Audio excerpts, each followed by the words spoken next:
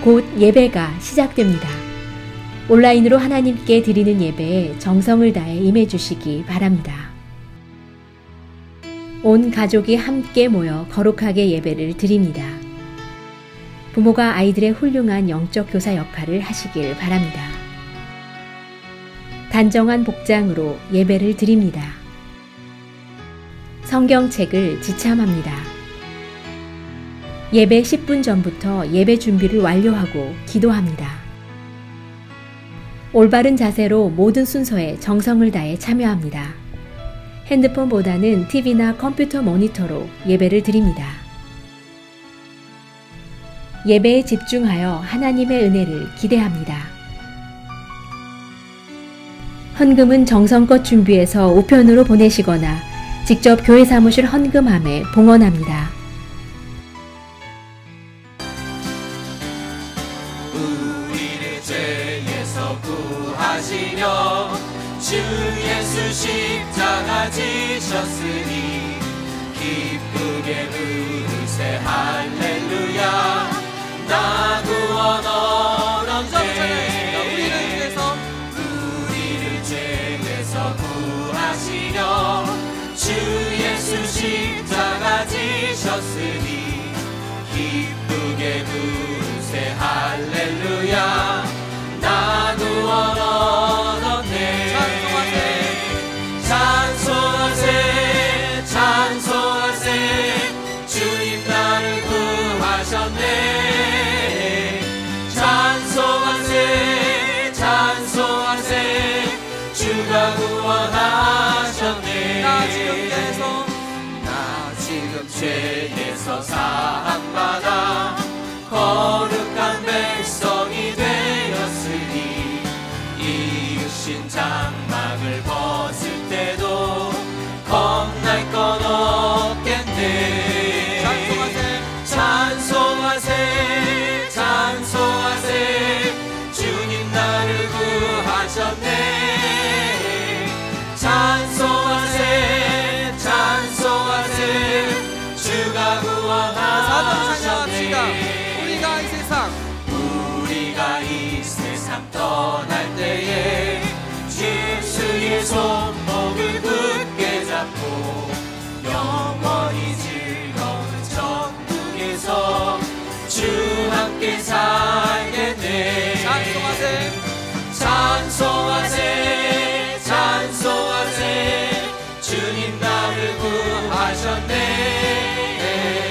찬송하세 찬송하세 주가 구원하셨네.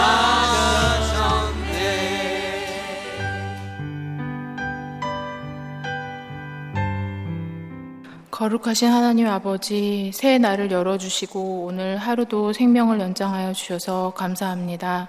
변함없이 아름다운 하루겠지만 빛나는 자연의 싱그러움이 무색할 정도로 저희가 닥친 상황은 기도를 하지 않고는 단 1분도 살 수 없이 황폐하고 메말라 있음을 고백합니다. 불과 몇 달 전까지 당연히 누리던 소소한 일상으로 이제 저희는 언제쯤 돌아갈 수 있을지 그냥 막연한 꿈을 꾸게 됩니다. 그 어느 때보다 주님의 자비하심을 간절히 구하게 됩니다. 곳곳에서는 신음소리가 들리고 불안한 미래로 길이 막힌 것 같습니다. 팬데믹 사태로 인한 공포와 불안은 이제 서로를 반목하고 비난하는 상호 파괴의 모습까지 이어져 망연자실이 뉴스를 보다가 컴퓨터를 조용히 덮어버릴 때가 많습니다. 조용히 골방에서 주님을 만나러 애써도 보지만 그것도 맘처럼 쉽지는 않습니다. 집이 어느새 학교여 교회여 직장이여 놀이터인 이러한 삶은 저희에게 많은 인내심과 깨달음을 함께 주는 것 같습니다. 그러나 주님은 전능하신 분이시며 전에도 계셨고 지금도 계시며 또 장차 오실 분입니다. 지극히 높으신 주님은 물기 없이 메마른 저희의 영혼이 찾을 단 한 가지 대상이십니다. 주님, 저희가 애타게 주님을 구합니다. 저희가 지금까지 구했던 모든 우상들을 깨부숴 주시고 사람이 만든 모든 하나님보다 높임을 받았던 것들에 대한 철저한 회개를 하게 해 주시옵소서. 내가 새벽 날개를 치며 바다 끝에 가서 거주할지라도 거기서도 주의 손이 나를 인도하시며 주의 오른손이 나를 붙드시리로다. 흑암이 나를 덮고 나를 두른 빛은 밤이 되리라 할지라도 주께서는 흑암을 숨기지 못하시며 밤이 낮과 같이 비추시나니 주에게는 흑암과 빛이 같음이니이다. 주님, 저희가 은밀한 데서 지음을 받음부터 저희의 형제를 아신 바 되신 주님, 흑암과도 같은 불안함과 낭망함으로 무너진 저희들을 불쌍히 여겨주시옵소서. 주님의 계획은 놀랍고 주님의 지혜는 저희의 이해를 초월하오니 주님, 고통받는 백성들을 구원하시고 하루빨리 이 모든 상황이 제자리로 돌아가 주님을 향한 예배와 찬양 소리가 이 땅 하와이에, 미국에, 세계에 널리 퍼지게 하여 주실 줄 믿습니다. 저희 교회는 다음 달 7월 5일 주일부터 공예배가 시작된다는 반가운 소식을 들었습니다. 주님, 교회에서 행해지는 모든 지침을 저희들이 잘 따르고 아무런 문제가 없이 아름다운 예배가 주님께 다시 드려지도록 주님 인도하여 주세요. 저희 모든 성도님들의 영육간의 건강과 안녕을 주님께 부탁드리오며 이 모든 말씀 나를 구원하신 예수님의 이름으로 기도드렸습니다. 아멘. 오늘 우리에게 주시는 하나님의 말씀은 신명기 30장 1절부터 10절입니다. 함께 봉독하시겠습니다. 내가 내게 진술한 모든 복과 저주가 내게 임함으로 내가 내 하나님 여호와로부터 쫓겨간 모든 나라 가운데서 이 일이 마음에서 기억이 나거든. 너와 내 자손이 내 하나님 여호와께로 돌아와 내가 오늘 내게 명령한 것을 온전히 따라 마음을 다하고 뜻을 다하여 여호와의 말씀을 청종하면 내 하나님 여호와께서 마음을 돌이키시고 너를 긍휼히 여기사 포로에서 돌아오게 하시되 내 하나님 여호와께서 흩으신 그 모든 백성 중에서 너를 모으시리니 내 쫓겨간 자들이 하늘가에 있을지라도 내 하나님 여호와께서 거기서 너를 모으실 것이며 거기서부터 너를 이끄실 것이라. 내 하나님 여호와께서 너를 내 조상들이 차지한 땅으로 돌아오게 하사 내게 다시 그것을 차지하게 하실 것이며 여호와께서 또 내게 선을 행하사 너를 내 조상들보다 더 번성하게 하실 것이며 내 하나님 여호와께서 내 마음과 내 자손의 마음에 할례를 베푸사 너로 마음을 다하며 뜻을 다하여 내 하나님 여호와를 사랑하게 하사 너로 생명을 얻게 하실 것이며 내 하나님 여호와께서 내 적군과 너를 미워하고 핍박하던 자에게 이 모든 저주를 내리게 하시리니 너는 돌아와 다시 여호와의 말씀을 청종하고 내가 오늘 내게 명령하는 그 모든 명령을 행할 것이라. 내가 내 하나님 여호와의 말씀을 청종하여 이 율법책에 기록된 그의 명령과 규례를 지키고 내 마음을 다하며 뜻을 다하여 여호와 내 하나님께 돌아오면 내 하나님 여호와께서 내 손으로 하는 모든 일과 내 몸의 소생과 내 가축의 새끼와 내 토지의 소산을 많게 하시고 내게 복을 주시되 곧 여호와께서 내 조상들을 기뻐하신 것과 같이 너를 다시 기뻐하사 내게 복을 주시리라. 아멘. 오늘 일자 생명의 삶 묵상집에 기록된 말씀 중 한 부분을 인용하면서 말씀을 시작하고자 합니다. 내용은 이렇습니다. 인간의 죄악은 결코 하나님 언약을 폐기하지 못합니다. 이스라엘이 불순종으로 저주받아 가나안 땅에서 추방되더라도 하나님은 그들을 다시 돌아오도록 이끄실 것입니다. 하지만 회복에는 조건이 따릅니다. 방향 전환, 돌아와라. 철저한 회개, 온전히 따르라. 진심 어린 순종, 마음을 다하고 뜻을 다하여 여호와의 말씀을 청종하면입니다. 하나님은 순종의 복을 불순종에게 저주를 내리시지만 비록 죄악 때문에 하늘 끝까지 사로잡혀 가게 하셨을지라도 기이한 방법으로 이끌어내시는 전능한 구원자이십니다. 라고 기록이 되어 있습니다. 그래서 저는 오늘 말씀의 제목을 방향전환이라고 붙여봤습니다. 그리고 신명기 30장 바로 위에 작은 글이 있는데 거기에 보면은 복받는 길이라고 적혀 있지요. 저는 복받는 길의 가장 중요한 것이 바로 방향전환의 시점이라는 것을 다시 한번 말씀드리고 싶습니다. 우리가 먼 길이나 처음 가는 길을 갈 때 GPS를 먼저 켭니다. 그런데 가끔 잘못 갈 때가 있지요. 다음 스탑 사인에서 라이트를 해야 되는데 순간을 놓쳐서 지나가 버립니다. 근데 그 다음 길에서 라이트를 하려고 보니까 원웨이라서 라이트를 못하게 돼 있어요. 그래서 곧장 가다 보면 GPS가 잠시 스탑하여서 리센터를 해서 다시 갈 수 있는 길을 찾습니다. 그러면 차를 옆으로 잠시 빼서 멈추었다가 그 GPS가 다시 인도하는 대로 운전해 가면 목적지에 도착할 수 있지요. 우리도 살다 보면 잘못된 길로 접어들 때가 있습니다. 어떤 상황에서 아차, 내가 잘못하고 있구나라고 생각이 났는데 돌이킬 그 순간을 놓쳤거나 내 생각, 내 경험에 집착해서 정도를 스쳐 지나갈 때가 있습니다. 살다 보면 그럴 때도 있지요. 그때 돌아오기가 쑥스럽거나 창피해서 가던 길을 그냥 갈 때도 있습니다. 그러다 보면 영 반대편에서 반대 인생을 살아가는 경우를 당할 때가 없지 않아 있습니다. 방향 전환의 시기를 놓친 것이죠. GPS가 잠시 스탑하여 리센터 할 때나 아차, 내가 잘못하고 있구나라는 생각이 들 때 저는 이때가 바로 오늘 본문에서 말하는 마음에서 기억이 나거든으로 연결시키고 싶습니다.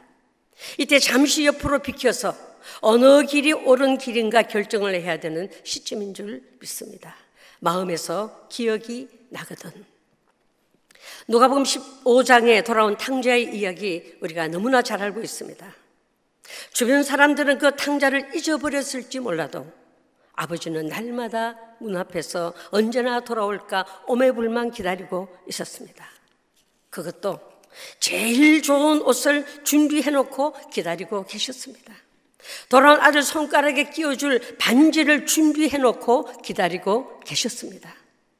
아들이 돌아오면 신기려고 준비한 새신을 어쩌면 만지작거리며 기다리고 계셨을 수도 있는 거죠. 어쩌면 돌아오면 잔치를 베풀려고 해마다 소 한 마리를 따로 키우고 계셨는지도 모릅니다. 아버지는 이렇게 모든 것을 준비하고 기다리시고 계셨던 것입니다. 탕자의 축복은 어디 있었습니까? 이 탕자는 아버지가 생각났을 때 방향 전환을 하여 돌아왔다는 것입니다. 탕자는 죄를 지었고 더러운 옷을 입었지만 아버지는 그를 지체하지 않고 끌어안았습니다. 회개하고 돌아왔을 때 형과 집안 식구는 그를 경계하고 원망했지만 어쩌면 주변 사람들은 그가 돌아오지 않기를 바라고 있었는지도 모릅니다. 주 안에서 사랑하는 형제자매 여러분, 혹시 내가 지금 가는 길이 잘못되었다 싶으십니까? 돌아오기가 쑥스럽고 혹시나 두려우십니까? 사람들이 뭐라 그럴까 두려우십니까? 그래도 하나님의 언약의 말씀이 기억나거든 방향을 바꾸어 하나님 아버지 한 분만 바라보고 돌아오시기를 간절히 소원합니다.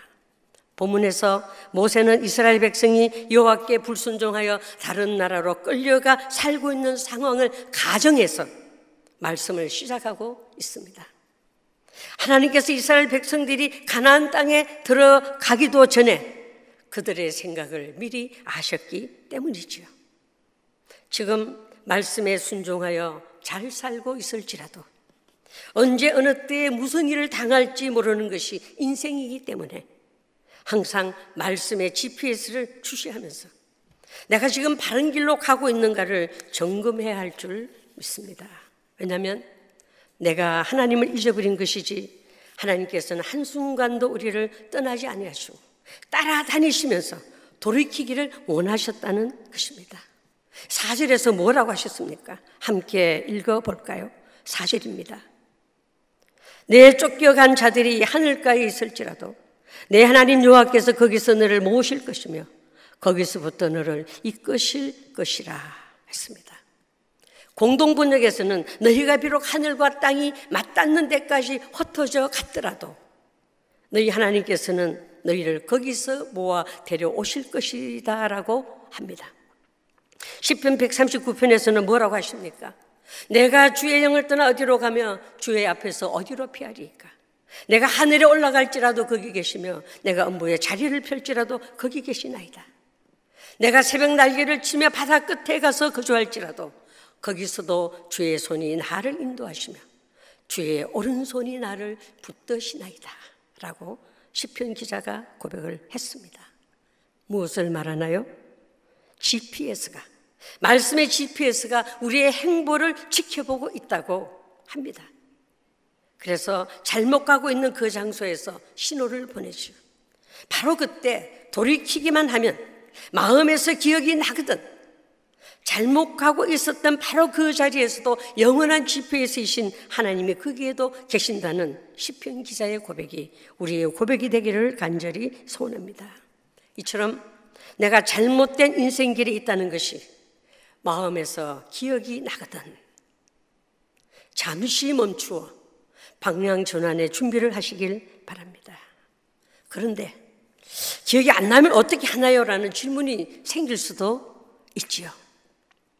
그런데요, 빌립보서 1장 6절에 보면은 너희 속에 착한 일을 시작하신 이가 그리스도의 예수의 날까지 이루실 줄을 우리가 확신하노라 라고 기록을 하고 있습니다.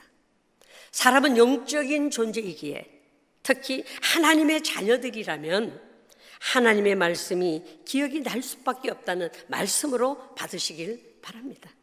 그래서 에스겔은 듣든지 아니 듣든지 말씀을 선포하라고 했고요, 바울 사도는 때를 얻든지 못 얻든지 말씀을 전파하라고 했습니다. 언젠가 들었던 그 생명의 말씀이 기억날 때가 있다라는 제 믿음입니다. 그럴 때에 마음에서 그 생명의 말씀이 기억이 나거든 여호와께로 방향을 틀어 그분의 국률하심의 품에 안겨야 할 줄 믿습니다. 2절로 소급해서 올라갑니다. 2절에서는 내 하나님 여호와께로 돌아와라고 하시며 8절에서도 봅니다. 너는 돌아와라고 하시고 9절에서도 내 마음을 다하여 뜻을 다하여 여호와 내 하나님께 돌아오면이라고 하십니다. 돌아오라는 그 말씀은 지금의 자리를 떠나서 처음의 자리로 향하는 결단을 포함하고 있지요. 여러분, 저와 여러분은 하나님의 언약의 말씀으로 승부를 거는 그리스도인임을 믿으시기 바랍니다. 하나님의 언약의 말씀으로 승부를 거는 그리스도인들이라는 것입니다.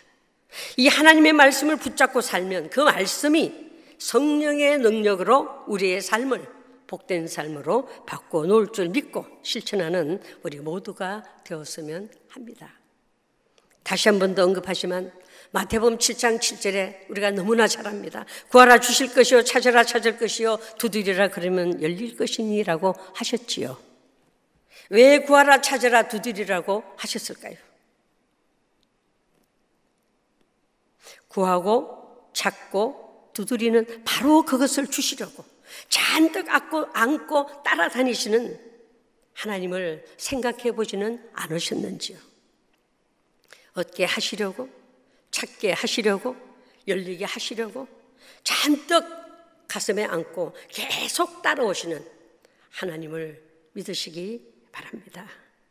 오늘 본문 2절을 다시 읽습니다. 너와 내 자손이 내 하나님께로 돌아와 내가 오늘 내게 명령한 것을 온전히 따라 마음을 다하고 뜻을 다하여 여호와의 말씀을 청종하면, 조건부가 붙어 있습니다. 여호와의 말씀을 듣고 청종하면 여호와께서 마음을 돌이키실 뿐만 아니라 돌아오도록 길을 여신답니다. 이전보다 조상들에게도 보다 더 번성하게 하신다고 약속을 하셨습니다. 그리고 9절 10절에서 상세하게 말씀하시죠. 율법책에 기록된 그의 명령과 규례를 지키고 마음을 다하여 뜻을 다하여 여호와 하나님께 돌아오면, 그렇죠, 손으로 하는 모든 일과 몸의 소생과 가축의 새끼와 토지 소산을 만개하신다고 하셨습니다. 복을 주시되 조상들을 기뻐하신 것과 같이 다시 기뻐하시고 복을 주신다고 했습니다. 저는 여기에서 물질적인 어려움에서 체험을 받는 것도 축복이지만 그보다 더 귀한 것을 놓치고 싶지 않습니다. 그것이 뭐냐면은 내가 하나님의 손 아래, 내가 하나님의 은혜 아래, 하나님의 국률하신 아래 다시 있게 되었다는 그 사실이 더욱 감사한 것이죠. 아무리 비참한 상태로 떨어져서 모든 소망이 끊어진 것처럼 보인다 할지라도 하나님께로 돌이키면 모든 것을 새롭게 변화시켜 주실 수 있으신 분이 바로 우리 하나님이십니다. 나는 그에게 아버지가 되고 그는 내게 아들이 되리니라는 언약의 말씀이 다시 임하게 될 줄 믿습니다. 그래서 하나님과의 관계의 회복이, 축복이 다시 임하게 될 줄 믿습니다. 그런데 여러분, 하나님께 순종하며 살던 사람이 갑작스럽게 불순종의 길로 빠지게 된 이유는 무엇일까요? 그것은 무엇일까요? 그것은 순종하며 살다 보니까 때로는 하나님이 가르쳐 주신 길보다 자신이 생각하고 선택하는 길이 복된 인생을 보장해 줄 것이라는 착각에 빠지기 때문이라는 거죠. 하나님이 함께 하시지 않으면 어느 누구도 참된 복을 누릴 수 없다는 것을 잊어버렸기 때문이죠. 너무 안일한 가운데 있다 보니까 하나님의 은혜의 손길을 잊어버리게 되었다라는 것이죠. 저는 성경에 나오는 인물 중에 요셉을 참 좋아합니다. 온갖 고통과 어려움에서도 굴하지 않고 오직 여호와 하나님 한 분만을 바라봤더니 그가 가는 곳마다, 그가 있는 곳마다 여호와 하나님이 함께 하셔서 형통의 축복을 누린 사람이기 때문입니다.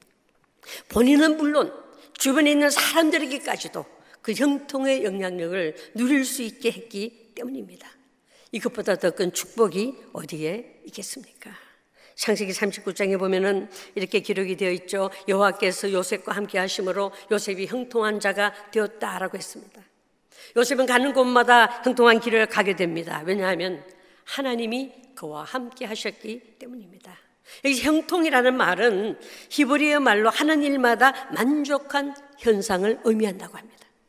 그래서 그 형통은 배후에 하나님이 함께 하시는 축복을 말한다고 합니다. 그래서 형통의 길에는 반드시 하나님이 배후에서 섭리하신다. 그래서 형통이다라는 말이 생겼다고 합니다. 이처럼 요셉의 앞에는 늘 형통함이 있었습니다. 왜냐하면 하나님이 그의 앞에서 길을 만드셨기 때문입니다. 하나님이 미리 길을 예비하시고 사람을 준비시키시고 장애물을 미리 거두시기 때문입니다. 요셉이 남의 나라에 팔려가서 노예의 삶을 살았지만 하나님이 그와 함께 하심으로 요셉의 앞길은 훤히 뚫렸고 열렸다는 것입니다. 사람들은 그의 앞길을 막았고 팔아버렸고 누명을 씌웠지만 사람들이 그의 앞길을 막으면 막을수록 요셉의 앞길은 더 크게 뚫렸고 더 크게 형통하였습니다. 그 비결은 하나님이 요셉과 함께 하셨기 때문입니다. 그러면 왜 하나님은 요셉에게만 그렇게 함께 하셨을까요? 요셉은 위기에 몰렸을 때마다 여호와 하나님 언약의 말씀을 마음에서 기억해냈기 때문임을 믿으시기 바랍니다. 방향 전환을 했다는 것이죠. 위기에 몰렸을 때마다 여호와 하나님의 언약의 말씀을 마음에서 기억해내었다라고 했습니다. 그래서 저도 신방하여 기도할 때마다 반드시 넣는 문구가 있습니다. 뭐냐면은 하나님 부족한 종의 발걸음을 헛된 발걸음 되지 말게 하여 주시옵소서. 요셉이 가는 곳곳마다 여호와께서 함께 하심으로 형통의 축복이 임했던 것처럼 종의 발걸음도 이 가정에 이 사업도에 형통의 축복을 남기고 가는 발걸음이 되게 하여 주시옵소서. 이 문구는 절대로 빼지 않고 기도합니다. 그리고 제 자녀나 성도님들의 자녀들을 위해서 기도할 때는 좀 더 많이 붙이죠. 어떻게 붙입니까? 하나님 아버지 우리 자녀에게 다니엘에게 허락하신 믿음을 주시고 솔로몬에게 주신 지혜와 다윗과 같은 용맹함, 그리고 요셉에게 허락하신 형통의 축복이 임하게 하여 주시옵소서. 그리고 기도하는 한나와 같은 믿음의 사람이 되게 하여 주시옵소서. 무엇보다 이 복을 받기에 합당한 자들이 되게 하여 주시옵소서라고 기도합니다. 여러분, 주의 백성은 언약의 말씀이 마음에서 기억이 나면 곧바로 주님께 돌아오기만 하면 됩니다. 회개하고 주님을 위해 살기로 결단하고 헌신하면 그 다음은 하나님이 이끌어 주실 것입니다. 하나님을 회개할 것이 없는 99보다 죄에서 돌이켜 회개한 한 사람을 바로 옆에서 기다리고 계심을 믿으시기 바랍니다. 하나님께 용서받아야 할 것이 생각난다면, 잘못 가고 있구나 싶으시면 잠시도 머뭇거리지 말고 속히 말씀 인도하는 것으로 방향 전환할 수 있기를 바랍니다. 이런 찬송가가 있죠. 주님 약속하신 말씀 위에서 세상 염려 내게 엄습할 때에 어떻게 하라고 했습니까? 용감하게 힘써 싸워 이기며 약속 믿고 굳게 서리라. 그렇죠? 굳게 서리, 영원하신 말씀 위에 굳게 서리. 굳게 서리, 그 말씀 위에 굳게 서리. 말씀 위에 굳게 서는 우리 모두가 되시기를 간절히 소원합니다. 오늘 본문에서 모세가 이스라엘 백성이 여호와께 불순종하여 다른 나라로 끌려가 살고 있는 상황을 가정하고 말씀을 하고 있는 것처럼 우리가 벌써 석 달 되었죠. 코로나 바이러스로 인해 드리는 온라인 예배에 너무 익숙해져 있다면 이것도 또한 하나의 유혹이 될까 조심스럽습니다. 이때에 우리 각자의 심령 속에 하시는 주의 말씀을 기억해내는 우리 모두가 되시기를 간절히 소원합니다. 여러분의 삶의 터전에서 언약의 말씀이 마음에서 기억이 나거든 즉시 곧바로 지체하지 말고 지금 하나님께로 방향 전환하는 축복이 있기를 간절히 소원합니다.